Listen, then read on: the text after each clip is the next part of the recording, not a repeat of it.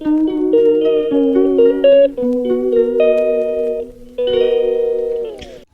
Friends, welcome back to my channel পারমিতাল ব্লগে আপনাদের অনেক অনেক স্বাগত। তো এই দেখো, এটা ছিল কালী পুজোর সেকেন্ড দিনে ছিল আমাদের পাড়ায় অন্নকূট অনুষ্ঠান। তো এই মাসিরা সবাই ভোর থেকে চলে এসেছে।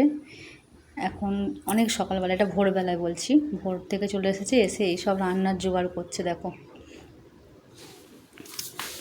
এখানে এখানে সব কী কী রান্না হবে সেই সব জোগাড়পত্রগুলো এনারা সবাই মিলে করছে। আর রান্না করবে, রান্নার লোকও আছে। তো আমাদের পাড়ায় প্রতি বছরই এরকম লোক অন্নকূট হয়, আর প্রচুর মানুষ খেতেও আসে। তো যথারীতি রান্নার আয়োজন এখানে চলছে। আর দেখো এখানে রান্নাগুলো কী কী আছে, এখানে সব কমপ্লিট করে নিয়ে চলে এসেছে সাজিয়ে। তা ওখানে ওই যে ধুতিটা রেখেছে, ওর মধ্যে ভাতটা ঢেলে রাখবে, আর গামলিতে সব রকম তরকারিপত্র আছে। আর আমরা রেডি হয়ে নিয়েছিলাম, নিয়ে এই যে দেখো সবাই মিলে বসে একটু আড্ডা দিচ্ছিলাম।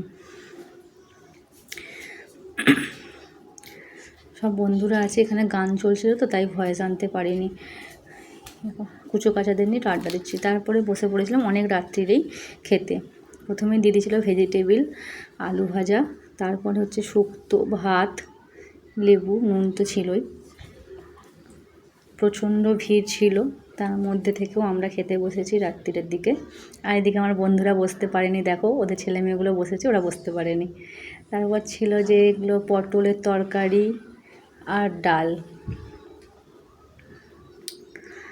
তো সত্যি ঠাকুরের ভোগ তো খেতে খুবই ভালো লাগে। তারপরে এই খুব তাড়াহুড়ো করছিল, চাটনি, পাঁপড়টা আবার লাস্টে দিয়ে গেল। আর এখানে হচ্ছে পায়েস, মিষ্টি। তো অনেক মানুষই দাঁড়িয়েছিল খাওয়ার জন্যে, তো খুব তাড়াহুড়ো করে এটা দিয়ে গেছিলো।